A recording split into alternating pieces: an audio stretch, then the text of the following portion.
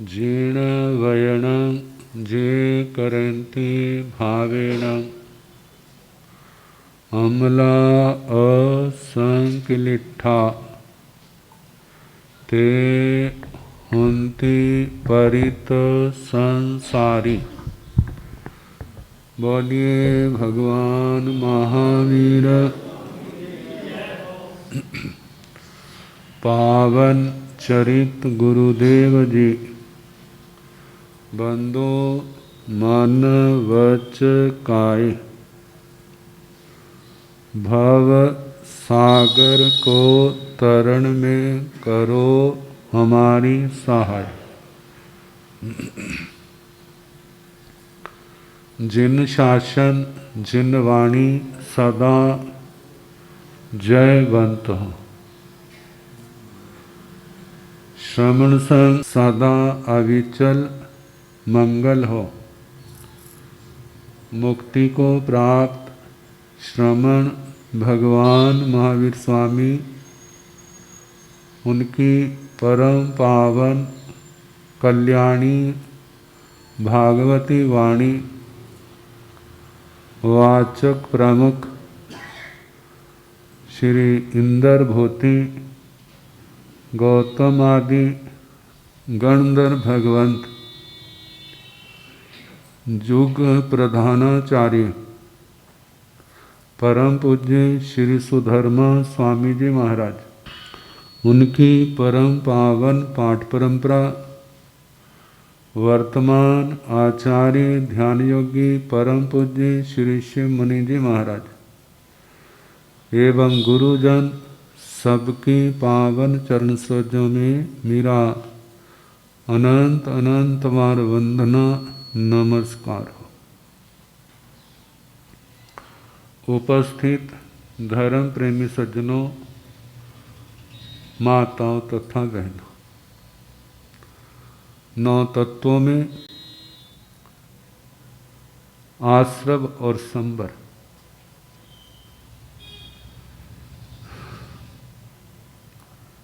उसमें मिथ्यात्व और सम्यक्त्व। कहते देखो गंदे वातावरण में रहते हैं ना तो कपड़े भी मैले होते हैं तो और शरीर भी मैला होता है, क्योंकि शरीर पुद्गलों से बना है। पुद्गल का प्रभाव पुद्गल के ऊपर। आत्मा की दृष्टि से देखें, जो आत्माएं अच्छी नहीं है उनके अंदर रहते हैं, उनके साथ मिक्स होकर रहते हैं, तो हमारी आत्मा भी क्या होती है? मैली होती है। जब किसी को समझ आती है, कपड़ों को पानी में डाला जाता है,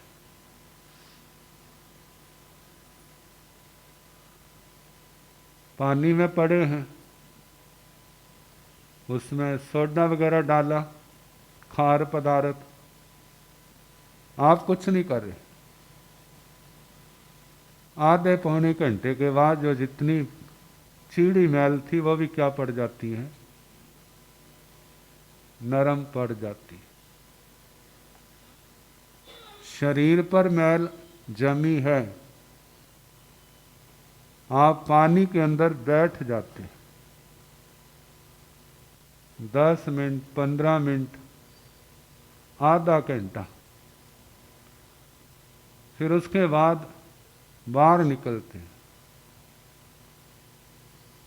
जैसे जैसे हाथ फेरते जाते हैं शरीर पर, जितनी मैल जमी थी बत्तियां बन के उतरती जाती, सारी नरम पड़ गई। अब उसको उतारना आसान है। ये तो शरीर की बात, आत्मा की बात। संसार के संग रहती है तब उसी का रंग चढ़ता है। जब संसार से हटकर सत्संग में आते हैं, भगवान गुरुओं से जुड़ते,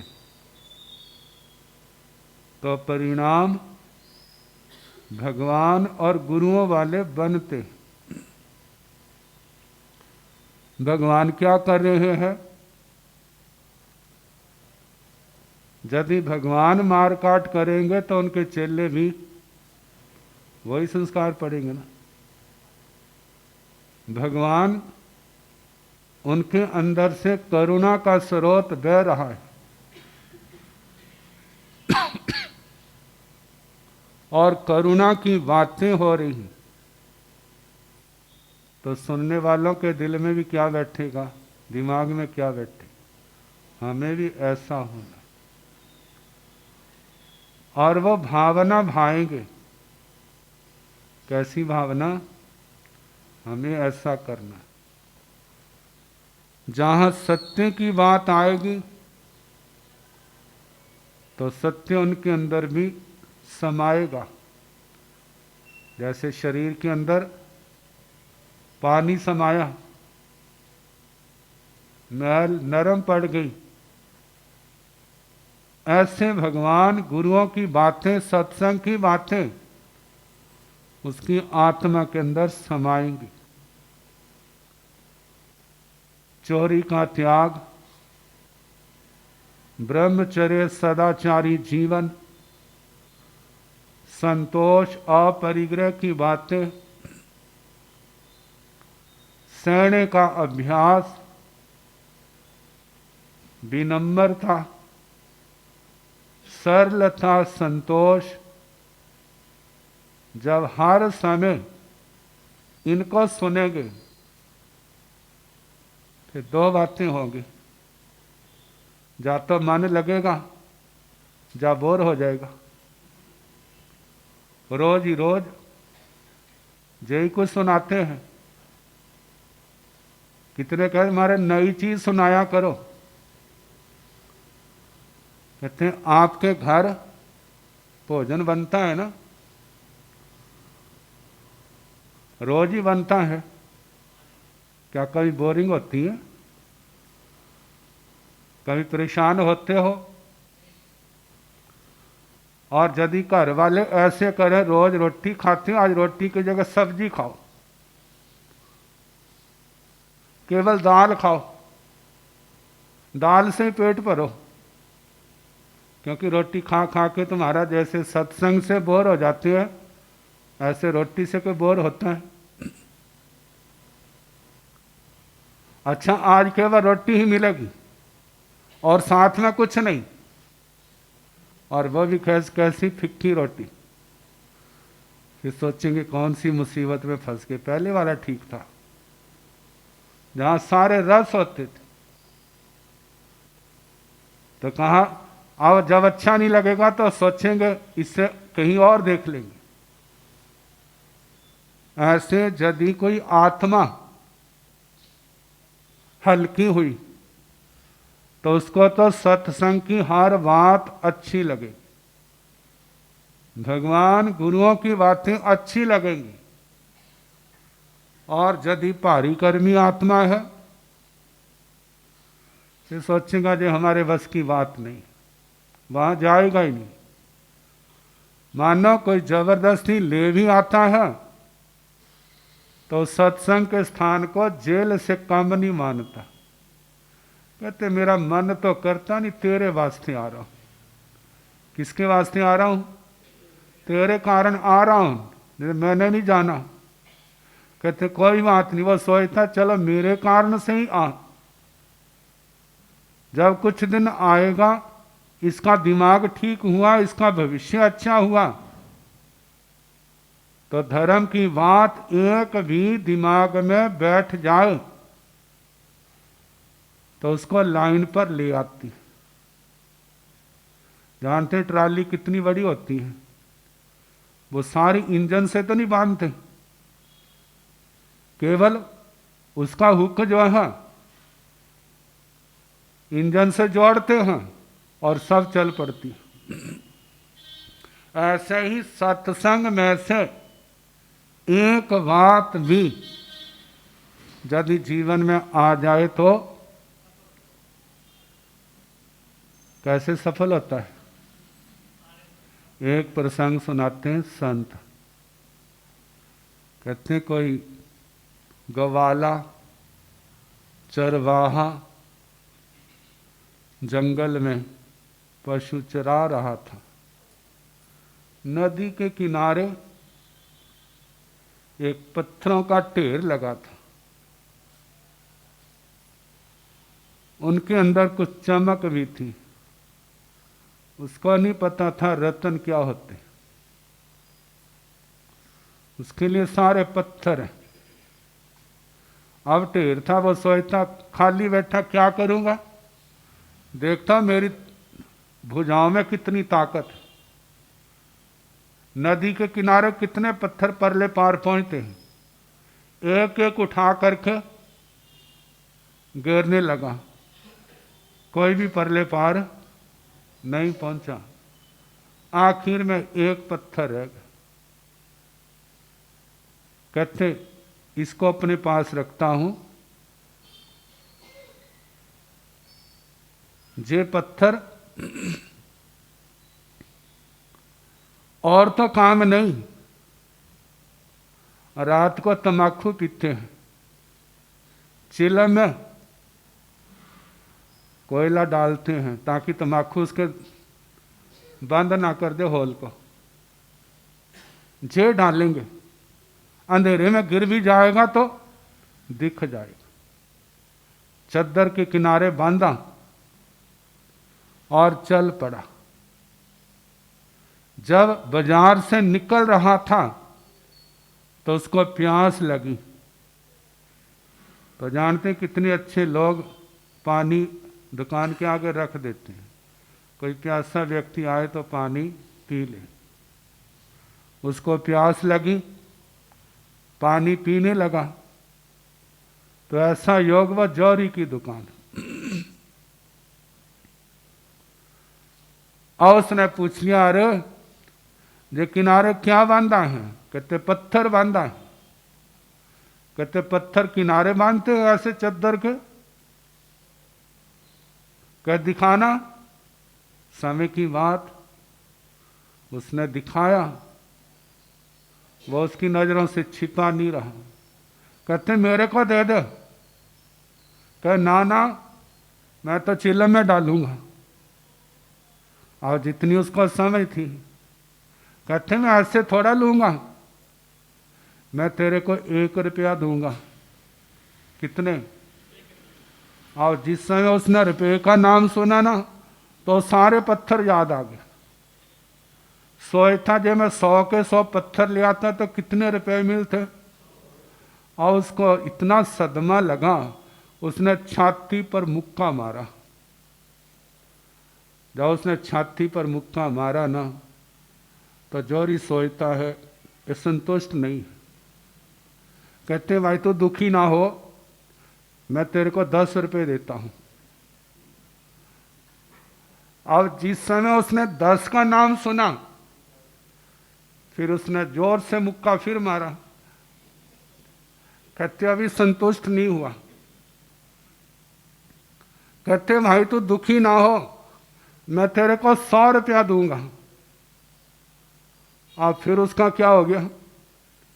कहते एक पत्थर का 100 है तो कितना ढेर था, मैं तो दुनिया का बादशाह बन जाता। फिर उसने मुक्का मारा और सेठ कहां पहुंच गया? 1000 पर। बढ़ते बढ़ते ना उसके मुक्के रुके और ना सेठ रुका। बढ़ते बढ़ते 70,000 तक पहुंच गए। अब जिस समय 70,000 कहा, फिर उसने मुक्का मारा। कहते भाई अब चाहे मुक्का मार, चाहे फंदे पर लटक जाओ, इससे ज्यादा नहीं बढ़ूंगा। कहते हैं इसकी कीमत 1 लाख पड़ेगी। मैंने भी मेहनत करनी है और मैंने कमाना भी है। तेरा मन मानता हो तो दे, नहीं तो घर जा।